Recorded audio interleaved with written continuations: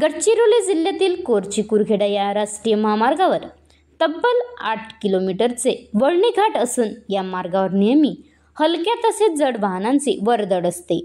परंतु रस्ता अतिशय संकीर्ण असल्यामुळे नेहमी या मार्गावर वाहने नादुरुस्त होऊन उभे असतात।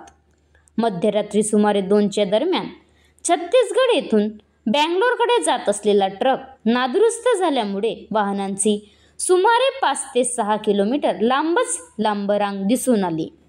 मुख्य एका गरोदर महिलेला सुद्धा 5 तास या जाममध्ये फसून राहावे लागले।